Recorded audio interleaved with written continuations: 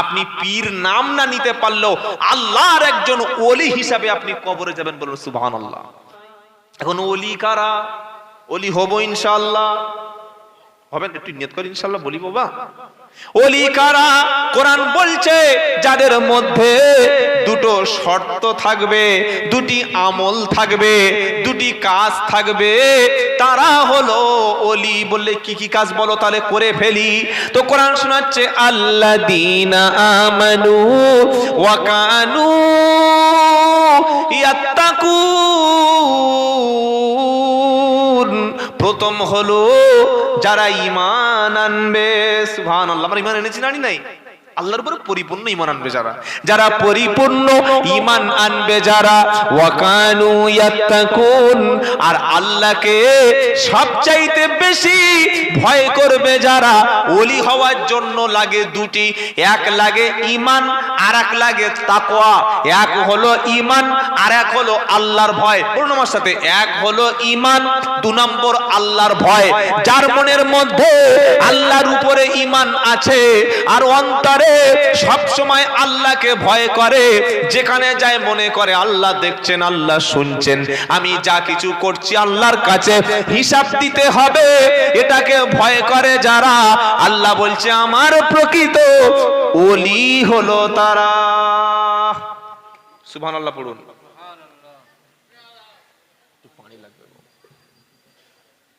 বাবাজিরা, আল্লাহ ভাইরা, জ্ঞানী জনেরা, সুধী মানুষেরা, ছোট্ট জীবন, আজ আছি কাল নাই, হায়াতের কোনো গ্যারান্টি নাই। এই আমার দিকে দেখুন বাবা, একটা মোবাইল কিনতে গেছেন, মোবাইল যেটা ছাড়া মানুষ চলতে পারে না। এই মোবাইল গ্যারান্টি দেবে না? দেবে না? মোবাইল কোম্পানি গ্যারান্টি দেয় না? দেয়। বাইকের ওয়ারেন্টি আছে, ফ্রিজের ওয়ারেন্টি আছে, এসি ওয়ারেন্টি আছে, প্রত্যেকটা জিনিসের ওয়ারেন্টি আছে। কিন্তু একমাত্র মানুষ, একমাত্র প্রাণী হচ্ছে মানুষ, যার একটা সেকেন্ডের কোনো ওয়ারেন্টি নাই। মালিক মাল কিনতে গিয়ে কোম্পানিকে জিজ্ঞাসা করছে, এই যে ফ্রিজটা কিনবো ওয়ারেন্টি আছে? বললে দাদা তেমন কিছু ওয়ারেন্টি নাই, 5 ইয়ার্স ওয়ারেন্টি। মাত্র 5 বছর? 20,000 টাকার 5 স্টারের 270 লিটার ফ্রিজ কিনবো আর মাত্র 5 বছর ওয়ারেন্টি? ওটা 7 বছর করা যাবে না? দোকানদার বলছিস আচ্ছা মাল তো দেখতে পাচ্ছি, 5 বছর দিচ্ছি, 7 বছর খুঁজছে। দোকানদার বলছে দেখুন দাদা, আমার ফ্রিজের ওয়ারেন্টি দিচ্ছি 5 বছর, আপনি বেঁচে থাকবেন ওয়ারেন্টি কত বছর বলুন? বলুন। আমি তো বলছি আমার ফ্রিজ 5 বছর কোনো কিছু হলে পুনরায় রিকভার করে দেব, পুনরায় আপনাকে এক্সচেঞ্জ করে দেব, পুনরায় আমার মিস্ত্রি কি আপনাকে ফ্রি সার্ভিস করে দেবে, সার্ভিস ফ্রি। কিন্তু আপনি যে 7 বছরের ওয়ারেন্টি চাইছেন না, আপনি নিজেই ক বছর বাঁচবেন ওয়ারেন্টি বলুন? আপনার কি ওয়ারেন্টি আছে? আমার তো অন্তত আরো 100 বছর বাঁচার কথা। হতে পারে এটাই জীবনের শেষ কথা, হতে পারে কি পারে না? তুমি এশার নামাজটা কাজা করে ঘুমিয়ে গেছো আর সকাল 9টায় অ্যালার্ম দিয়েছো। কেন? 10টায় বাড়ি থেকে উঠে গোসল করে বার হবে, 11টায় গিয়ে তুমি অফিসে জয়েন করবে, ভোর 3টের সময় মালাকুল মউত যে আসবেই আসবে, কনফার্ম শিওর, বাধা দিলেও আসবে, এই খবরটা কিন্তু কারো কাছে নাই। তাই রাতে শোয়ার সময় নিয়ত করি ভাই আমি ফজরের, এই ছেলে কথা চলবে না, আমি অন্য মাল না, চুপচাপ বসো বাবা। রাত্রেবেলা যখন আমি ঘুমাতে গেছি আমি নিয়ত করে ঘুমাবো যে আমি ফজরের নামাজটা মসজিদে আদায় করবো ইনশাআল্লাহ। কেমন করে ঘুমাও তুমি ফজর করে কাজা, এমনও তো হতে পারে জোহরে জানাজা। হতে পারে, আমার হতে পারে, আপনাদের হতে পারে, সবার হবে। আহা, কুল্লু নাফসিন, কি সুন্দর কথা, কুল্লু নাফসিন দাইকাতুল মাউত ওয়া ইন্নামা তুওয়াফাউনা উজুরাকুম ইয়াউমাল কিয়ামাহ ফামান যুহজিহা আনিন নারি ওয়া উদখিলাল জান্নাতা ফাকাদ ফাজ ওয়া মাল হায়াতুদ দুনিয়া ইল্লা মাতাউল গরুর। চতুর্থ পারা সূরা আল ইমরান। কোরআন শোনাচ্ছে কুল্লু নাফসিন দাইকাতুল মাউত, প্রত্যেকটা প্রাণীকে মৃত্যুর যন্ত্রণা, মৃত্যুর কষ্টটা, মৃত্যুর স্বাদটা কেমন লাগে আমি আল্লাহ টেস্ট করাবো। আল্লাহর কথা সত্য না মিথ্যা? জোরে বলেন। তুমি যখন মরবে, তোমার আমল যখন বন্ধ হবে, ওয়া ইন্নামা তুওয়াফাউনা উজুরাকুম ইয়াউমাল কিয়ামাহ, তুমি যে আমল করেছো কিয়ামতের দিন ওই আমলের মতোই আমি বদলা দেব। আমল কম বেশি হবে না, যেমন আমল করবে তুমি তেমন ফল পাবে। দুনিয়াটা কষ্টের জায়গা, কবরটা ঘুমানোর জায়গা, আখিরাতটা শান্তিতে থাকারও জায়গা। সুবহানাল্লাহ বলেন। দুনিয়াটা কিসের জায়গা? সারা বছর যে ছেলেটা পড়ে না, পরীক্ষার আগের দিন খালি বই দেখছে আর দেখছে, চোখে ধোঁয়া, আর প্রশ্ন যখন হাতে এসেছে পাশের লোকের বলছে বলে দাও না একটা বল, কোথায় ছিলে সারা বছর? মাস্টার বলছে আউ আউ করছিস কেন বাবা, যা আছে লেখ। বলছে স্যার পকেটে খুব চুল কাটছে, হাত দিয়ে এক মুঠো বার করে। কি বলুন তো, যদি বল হ্যাঁ হ্যাঁ তাবিজ। যে ছেলেটা টুকলি ছাড়া পাস করতে পারে না, এমন ছেলে ডাক্তার হলে রুগী একটাও এমনি এমনি রুগী মরছে। যে ছেলেটা সারা বছর পড়াশোনা করে না, এমন ছেলে মাস্টার হলে তার হাতে ভালো মানুষ তৈরি হবে না। দুনিয়াটা কিন্তু অন্যায়ের জায়গা না, দুনিয়াটা ঘুমানোর জায়গা না, দুনিয়াটা আনন্দের জায়গা না, এই দুনিয়াটা হলো কষ্টের জায়গা। কিসের জায়গা জোরে বলো, জোরে বলো। গাছ লাগাবে এখানে, ফল পাবে আখিরাতে। যার গাছ যত ভালো, মেহনত যত ভালো, তার ফল তত মিষ্টি পাবে। জোরে বলো সুবহানাল্লাহ। বললে কি গাছ লাগাবো? গাছটা হলো ঈমানের গাছ। কিসের গাছ? ঈমানের গাছ। ঈমানের গাছ মানে লা ইলাহা ইল্লাল্লাহ। গাছের বৃক্ষ রোপণ হলো, 5 ওয়াক্ত নামাজ পড়লে গাছের গোড়ায় তুমি পানি দিলে, রমজানে রোজা করলে গাছে তুমি সার বিষ মেরে দিলে, যাকাত দিলে গাছে ভিটামিন দিলে, তুমি সাদকা করলে গাছটা পরিষ্কার পরিচ্ছন্ন হলো। মরণের পরে ওই গাছের ফলটা তুমি হাতে হাতে আল্লাহর জান্নাতে পেয়ে গেলে। সুবহানাল্লাহ বলুন। দুনিয়াটা কষ্টের জায়গা, ঠ্যাং নাচানোর জায়গা না। ছাদের উপরে উঠে গামছা ঝাড়তে আর বলছে মারাত্মক ঘর বানিয়েছি, নামাজ পড়ার দরকার নাই, রোজা করার দরকার নাই। যাদের পয়সা নাই ওরাই রোজা করবে, যাদের খাওয়া হয় না, ভিখারির বাচ্চা, ওরা না খেয়ে থাকবে। আমার যা টাকা, ছাদ থেকে নামার দরকার নাই। অনলাইন খাবার বাড়িতে আসে, অনলাইনের সমস্ত বাজার বাড়িতে দিয়ে যায়।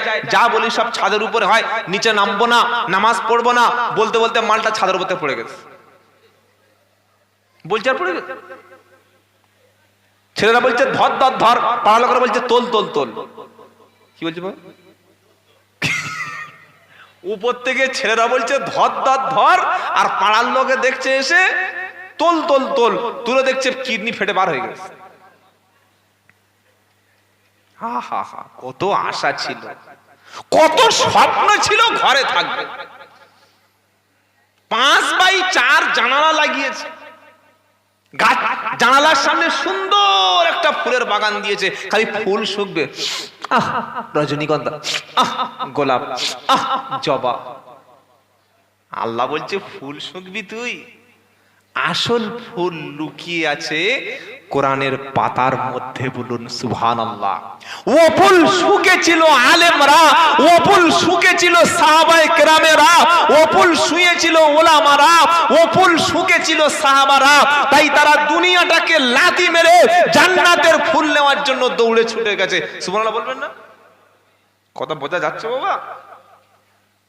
দামি 28 লাখ টাকার ঘর করে জুমার নামাজ পড়ে, ছি ছি ছি ছি ছি। ইমাম সাহেব হাত ধরে বলছে বাবা চলো না বাবা, আর কদিন, হুজুর চাকরিতে রিটায়ারমেন্ট হয়ে যাব। তুই রিটায়ারমেন্ট হবি, তুই দুনিয়াতে রিটায়ারমেন্ট হয়ে যাবি। চাকরিতে রিটায়ারমেন্ট হওয়ার আগে দুনিয়াতে রিটায়ারমেন্ট হয়ে যাবে। হতে পারে কি পারে না? তাই কোরআন শোনো, ওয়া ইন্নামা তুওয়াফাউনা উজুরাকুম ইয়াউমাল কিয়ামাহ। দুনিয়ায় যে যেমন আমল করবে আখিরাতে তেমন ফল পাবে, কারোর আমল কম বেশি হবে না, আর আখিরাতে কেউ কারোর উপকারে আসবে না। আল্লাহ বলছে ফামান যুহজিহা আনিন নারি ওয়া উদখিলাল জান্নাতা ফাকাদ ফাস। যে ব্যক্তি দুনিয়াতে ভালো আমল করে জীবনে জাহান্নামের আগুন থেকে নিজেকে বাঁচিয়ে নিতে পারবে, এমন ভালো আমল করবে আখিরাতে জাহান্নাম থেকে দূরে সরিয়ে নিতে পারবে, ওই ব্যক্তি হলো সফল ব্যক্তি। কোরআনের পরে শোনাচ্ছে ওয়াগররাতুহুমুল হায়াতুদ দুনিয়া। পৃথিবীর জিন্দেগিটা ধোঁকা ছাড়া কিছু না, ধোঁকা ছাড়া কিছু না। আর 10 মিনিট, 12:30 ইনশাআল্লাহ শেষ হয়ে যাবে। বেশি কথা বলে ফজরের নামাজ কাজা করে মার আমি খেতে পারবো না। কি বলেছি কথা মনে থাকবে? বলছি যদি আর একটু বলো, বলতে বলতে একটা, শুয়েছে 2টোয়, ঘুমোচ্ছে 3টে, উঠেছে সকাল 10টা। ফজর কামাই, হ্যাঁ কমপ্লিট করবো ইনশাআল্লাহ। বাবাজিরা, আল্লাহ ভাইরা, দুনিয়াটা কি বললাম? ধোঁকা। এই ধোঁকায় পড়ে যেন জান্নাতকে ভুলে যেও না বোকা। তোমার বাপ ধোঁকায় পড়েছিল, মায়ের সে ফেঁসেছে। বুঝতে পেরেছি কি বলেছি? বাপ মানে আমার বাপ না। কোন বাপ? জান্নাতে ছিল আদম, ছিল তিনি একা। আর একা থাকলে বেটা ছেলের মনটা লাগে বড় ফাঁকা। বলল আল্লাহ সাথী একটা মিলিয়ে দাও, একা ভালো লাগে না। আল্লাহ বলল মিলিয়ে দিলাম হাওয়াকে, তোমাকে একা থাকতে হবে না। বলুন সুবহানাল্লাহ। বললো যে তো কবিতা, এ তো গল্প, এমন কথা কি কোরআনে আছে? কোরআন বলছে শুনে নে, ওয়াকুল্লা ইয়া আতামুসকুন আনতা ওয়া যাওজুকাল জান্নাতা ওয়া কুলা মিনহা রাগাদান হাইতু শিইতুমা ওয়ালা তাকরাবা হাদিহিশ শাজারাতা ফাতাকুনা মিনাল যালিমিন। এটা প্রথম পারা সূরা বাকারায় 3য় 4র্থ পৃষ্ঠায় পেয়ে যাবেন। আমার আল্লাহ পাক শোনাচ্ছে, জান্নাতের মধ্যে আদম যখন একা ছিল, আমি আল্লাহ তখন জান্নাতে পুরুষের সাথী হিসাবে হাওয়াকে স্ত্রীকে বানিয়ে দিলাম, দিয়ে বললাম এবার দুজন হলে যেটা খুশি সেটা খাও, যেদিকে খুশি সেদিকে যাও, তবে আমার নিষেধ যেদিকে আছে ওটা যেন যেও না। নিষেধ করা জিনিস খেলে এখানে থাকা হবে না। খেয়েছে খায় নাই? আল্লাহ বলছে সুদ খাবি না, আমি বললাম খাবো। আল্লাহ বললে মদ খাবি না, আমি বললাম খাবো। আল্লাহ বললে জেনা করবি না, আমি বললাম করব। আল্লাহ বলল গান শুনবি না, আমি বললাম ব্লুটুথ দিয়ে চালাবো। আল্লাহ বললে তোর বাপকে যেমন একটা অপরাধ করার জন্য জান্নাত থেকে তাড়িয়ে দিয়েছি, তোমাকে অপরাধ করার জন্য দুনিয়া থেকে লাথি মেরে আযাবের মধ্যে গ্রেফতার করব। তবে আযাবটা কি আযাব? ওই আযাবটা হলো লাঞ্ছনা। আজ মুসলমানের চাইতে লাঞ্ছিত, অপমানিত, নির্যাতিত, নিগৃহীত, পদদলিত, রিজেক্টেড, রিফিউজি জাতি আর একটা আছে? আছে একটাও?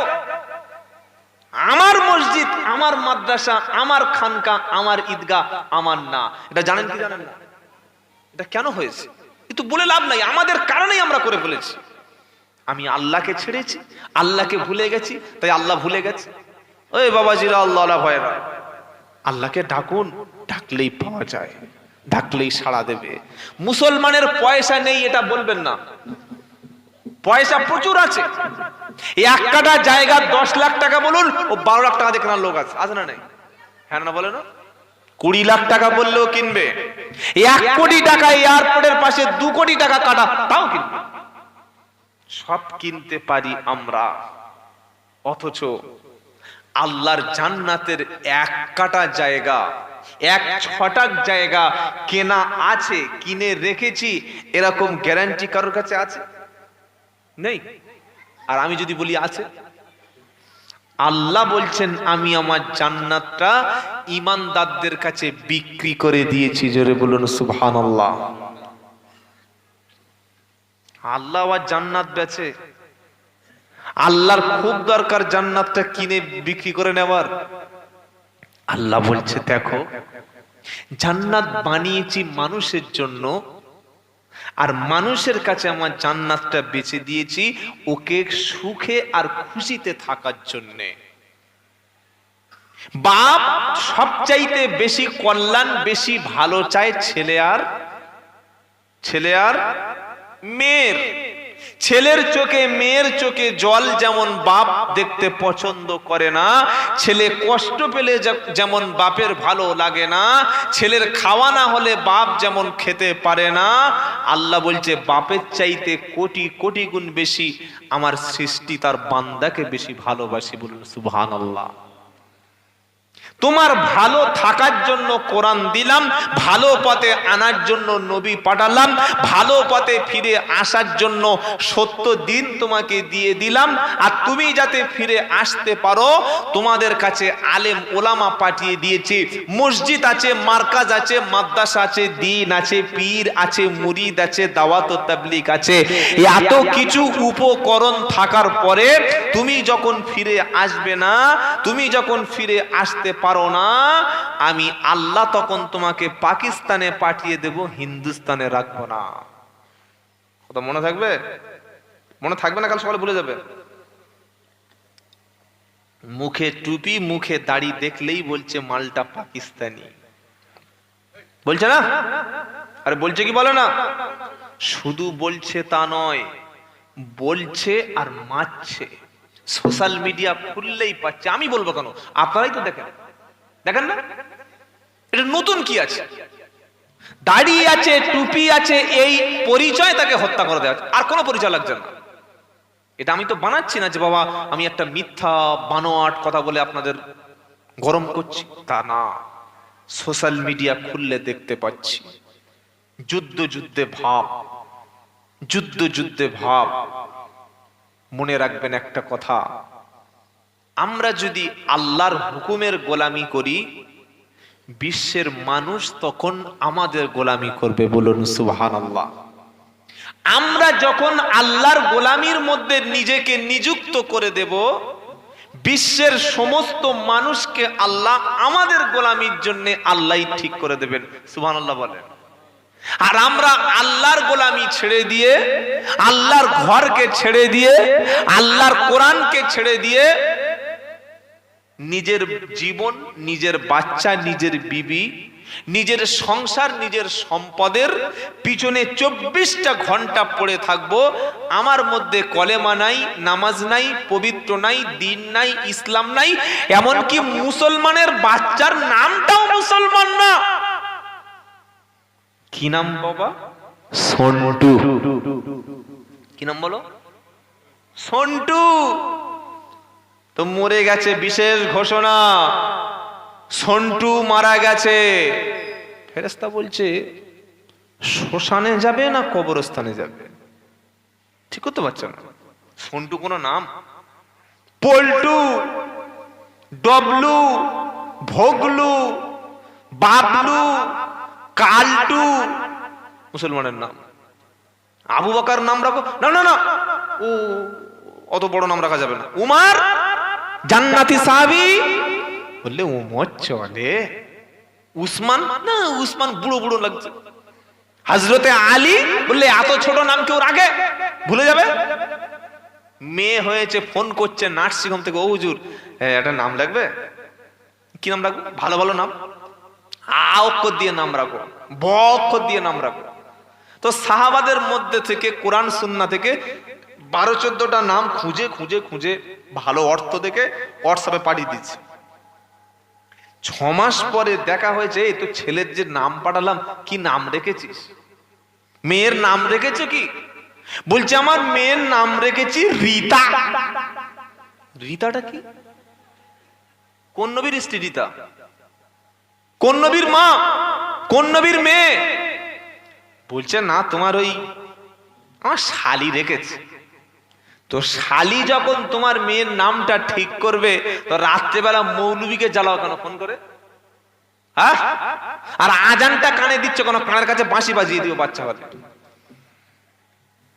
ছেলে জন্মের পরে কানে আজান দিতে হয়, কানে জন্মের পরে আল্লাহর নাম শোনাতে হয়, সুন্দর একটা নাম রাখতে হয়, 7 দিন বয়সে আকিকা করতে হয়, 14 দিন বয়সে আকিকা করতে হয়, ছেলে কথা বলতে শিখলে কোরআন শিক্ষা দিতে হয়, 7 বছর বয়স হলে নামাজ শিক্ষা দিতে হয়, 10 বছরের ছেলে হলে বিছানা আলাদা করে দিতে হয়, 20-22 বছর ম্যাচিউরড হয়ে গেলে বিয়ে দিতে হয়, লেখাপড়া শিক্ষা দিতে হয়। এটা তুমি জানো না?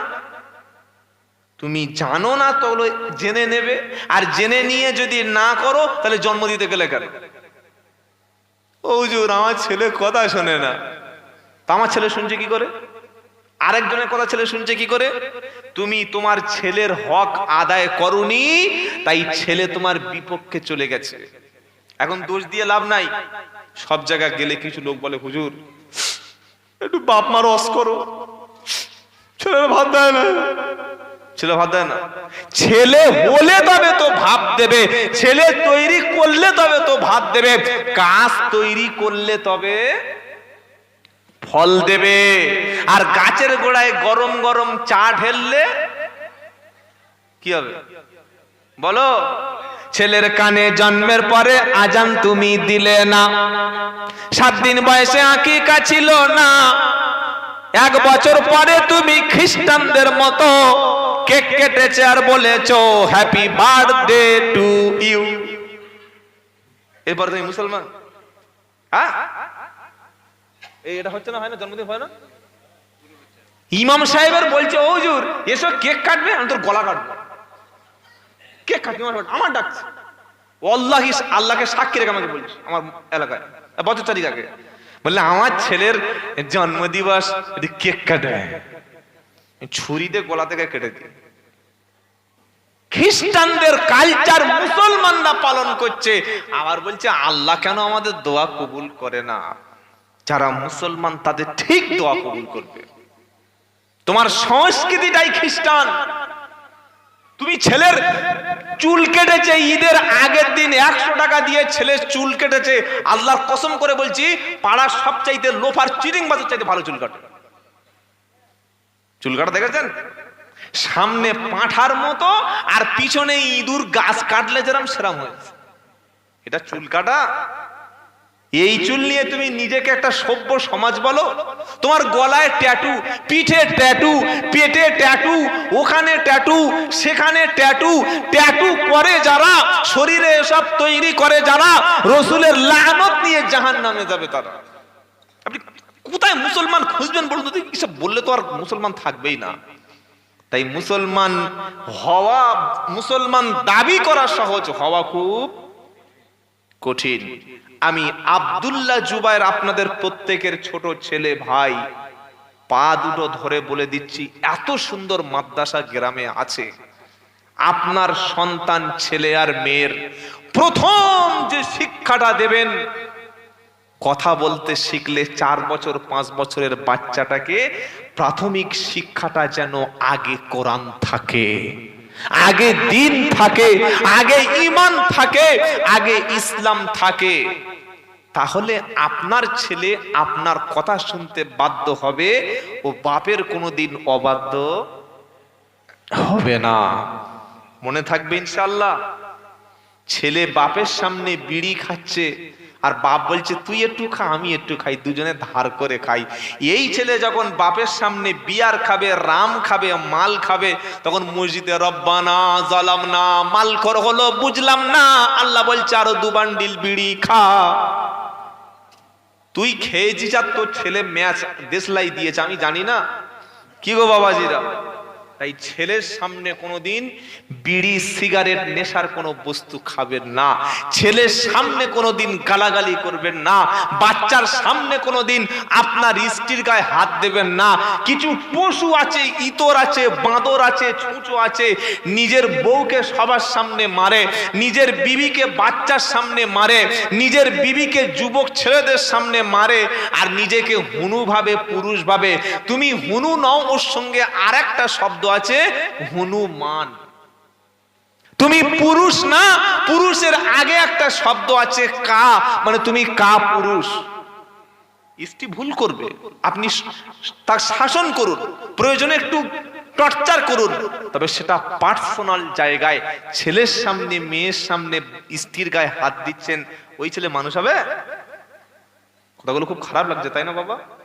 ভাবছে যে কি দাওয়াত করেছে, উল্টো পাল্টা হুজুরকে একটা কি সুন্দর ভিটামিন কথা বলবে। না ভাই, সন্তান মানুষ করব, বলুন ইনশাআল্লাহ। বলি ইনশাআল্লাহ। আমি আব্দুল্লাহ জুবার বলছি, আপনার সন্তানকে আপনি স্কুল থেকে ফিরিয়ে আনবেন না। মুসলমানের প্রচুর ছেলে আছে স্কুলে যায় না, মুসলিম ঘরের প্রচুর ছেলে আছে যারা মাধ্যমিক পরীক্ষাটুকু দেয়নি, এইচএস পর্যন্ত পড়েনি, গ্রাজুয়েশন কমপ্লিট করেনি, এমএ দূরের কথা, মাধ্যমিক জিনিসটাই জানে না। আপনি পিছিয়ে পড়বেন সমাজ থেকে, আপনি পিছিয়ে পড়বেন। যে জাতির হাতে বই থাকে, যে জাতির হাতে কলম থাকে, যে জাতির হাতে কম্পিউটার থাকে, তারাই নেতৃত্ব দেবে। আর যে জাতির হাতে মদের বোতল, গান বাজনা, নারী, জুয়া, অনলাইন গেম, সিওসি, পাবজি, নারীর টোপ, ফ্রি ফায়ার, ওমাল গেল, মনে থাকবে। তাই স্কুল ছাড়বেন না, বই ছাড়বেন না, মাদ্রাসা ছাড়বেন না, কোরআন ছাড়বেন না, ইনশাআল্লাহ। বলুন বলুন ইনশাআল্লাহ। ছাড়বো না কোরআন, ছাড়বো না হিন্দুস্তান, জন্মভূমির ভালোবাসি এটাই আমার ঈমান, জন্মভূমির ভালোবাসি এটাই আমার ঈমান। নারায়ে তাকবীর।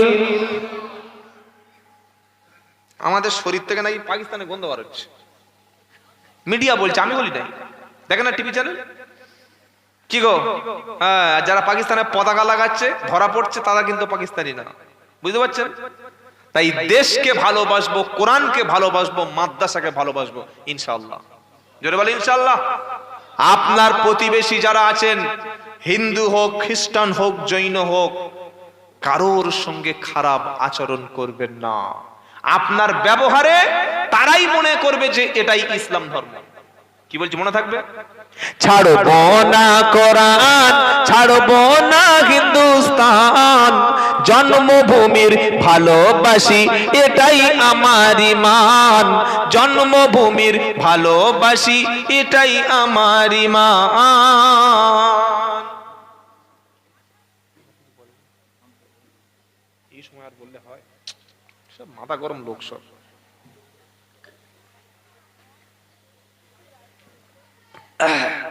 মুসলমানের একটা বয়স আছে বাবা, আছে না? এক ছেলের বাপকে মুসলমানের কাছে নিয়ে গেলে আর হবে? ও হাজাম অবস্থা দেখে ছুট মারবে। কি তো আগে থেকে বলতে হয় রে বাবা, বুড়ো গরু কুরবানি দিচ্ছে, রক্তের চাইতে চর্বি বেশি পড়ছে। কি বুঝলেন? যাক বাবাজিরা, আল্লাহ ভাইরা, মাদ্রাসার কোরআনের মাহফিলে এসেছেন, মাদ্রাসাকে ভালোবেসে এসেছি, কোরআনকে ভালোবেসে এসেছি, রসুলকে ভালোবেসে এসেছি। এসেছি না আসি নাই? এসেছি। আমরা যাব, আর বেশি লম্বা চওড়া না, এখনই শেষ করব। যাওয়ার আগে, মানুষ মারা যাওয়ার পরে কিন্তু তার সব আমল বন্ধ হয়ে যায়।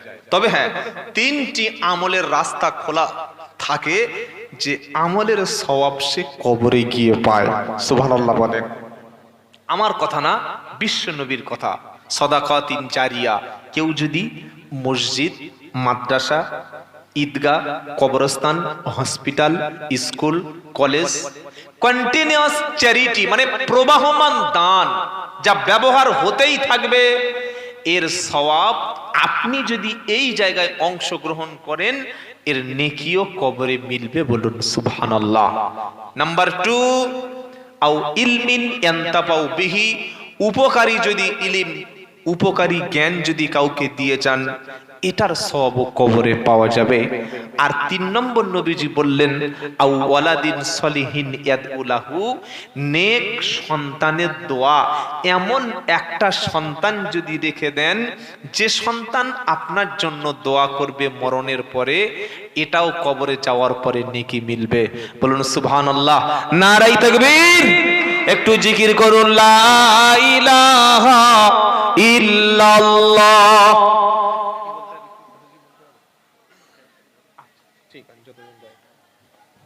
লা ইলাহা ইল্লাল্লাহু মুহাম্মাদুর সাল্লাল্লাহু। আপনাদের আর কষ্ট দিতে চাই না, বিরক্ত করতে চাই না, কারণ প্রত্যেকটা জিনিসের একটা লিমিট আছে।